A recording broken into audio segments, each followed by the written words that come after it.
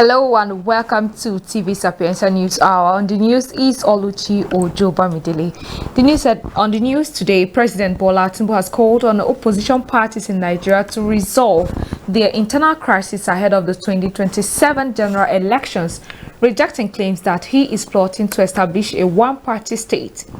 The president said this on Friday while commissioning the newly completed left-hand service carriageway of the Outer Southern Express Stage 2, stretching from Ring Road 1 Junction to Wasa Junction in Abuja.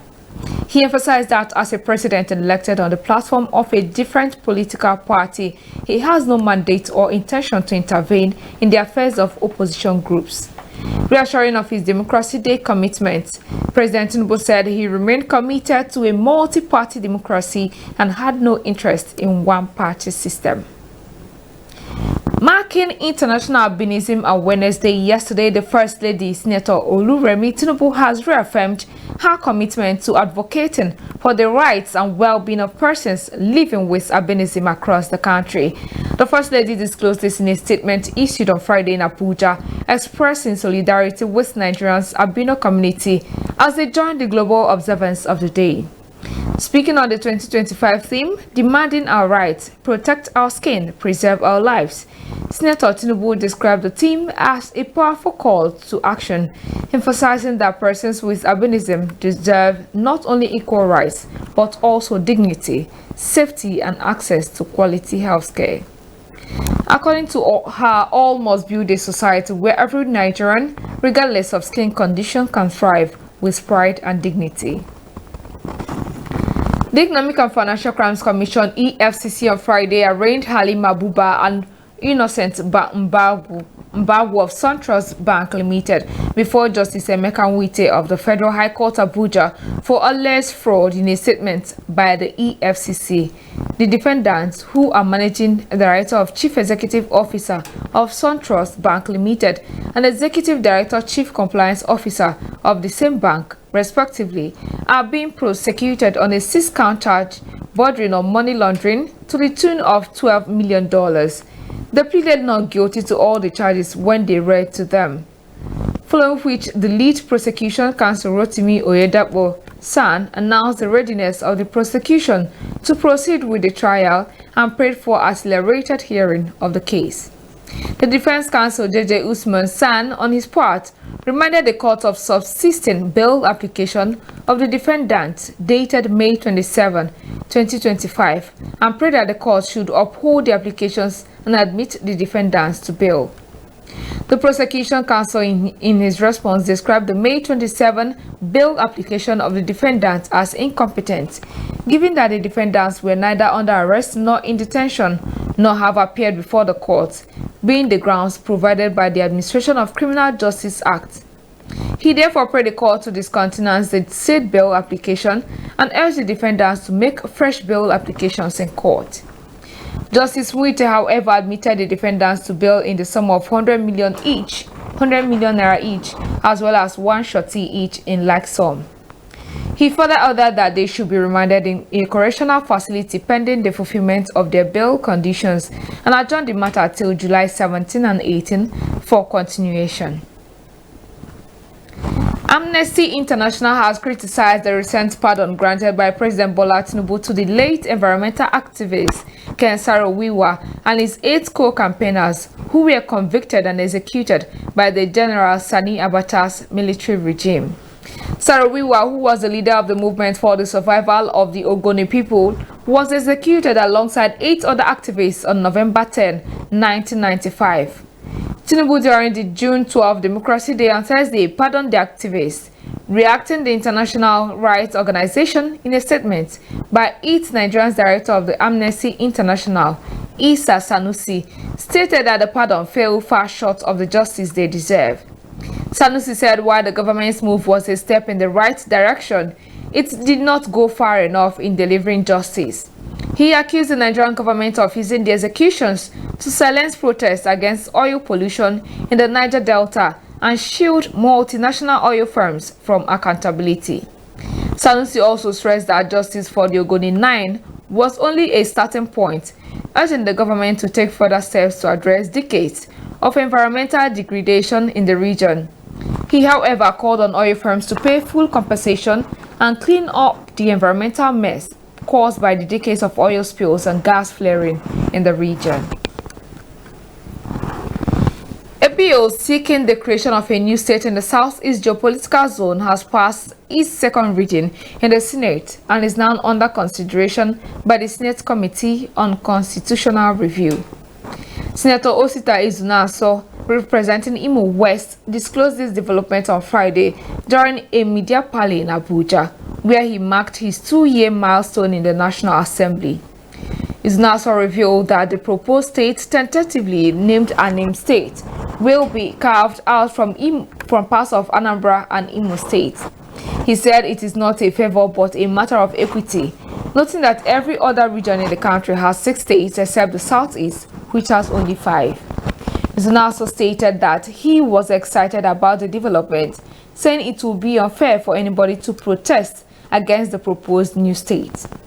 According to him, the creation of the proposed Anim state will go through due constitutional process, including a referendum, and will not be imposed.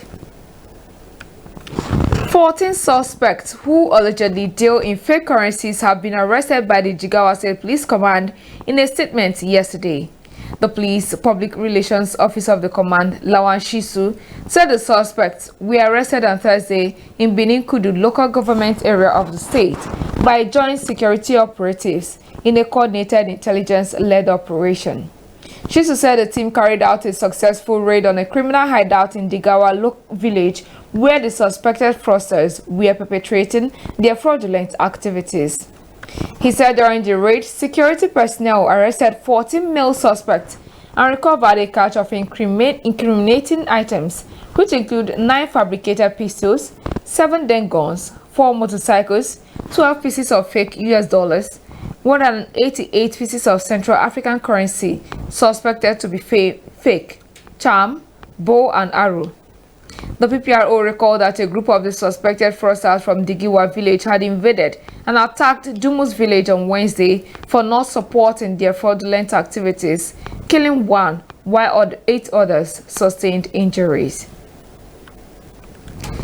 And on early morning Thursday, attacks on Nsewenen and Bawa communities in North Bank, Makurdi, Benue State have left at least 25 people dead. While the police confirmed the attacks, they didn't give a casualty figure. The spokesperson for the Benue Police Command, Udeme Edet, said police had been deployed to the affected communities. The attackers were said to have invaded the communities between 12 a.m. on Thursday and operated for close to 2 hours. A resident of one of the communities, who simply identified himself as Andofa, said they were armed herders and they stormed the communities around midnight on Thursday and operated till 2 a.m., broke into people's homes, forcefully breaking doors and windows, and butchered their victims. Andofa, who said the attack was unprovoked, claimed 25 corpses, including women and children, have been recovered. He added that some of the residents managed to escape while others fled for safety, with some still missing. A windstorm has wreaked havoc at the National Youth Service Corps Temporary Orientation Camp in Amada, Ako local government area of Gombe State, damaging key infrastructure and exposing corps members to harsh weather conditions. The Gombe State NYSC coordinator, Mrs. Chinwe Wachuku, who disclosed this on Friday during the swearing-in of 2025 Batch A-2 corps members, appealed to Governor Mohamed Yahaya for urgent intervention. She said the storm struck on Tuesday and tore off the roof of the camp's multi-purpose pavilion, a major venue for corps activities, and left several hostels leaking or completely open. Wachuku said the destruction had left the corps members fearful of what might happen if it should rain again. Governor Yahaya, who was represented by his deputy Dr. Manasa Jatau, assured the corps members that their welfare would remain a top priority, urging them to integrate into their host communities. On the foreign scene, 3 United Nations agencies have warned of imminent famine in a conflict-hit region of South Sudan. Residents of 11 of the 13 counties in South Sudan's Upper Nile State are now facing emergency levels of hunger. The World Food Programme, the UN Children's Fund, and the Food and Agriculture Organizations of the United Nations said in a joint statement. The Upper Nile is the scene of fighting between government troops and armed militias opposing the government of President Salva Kiir.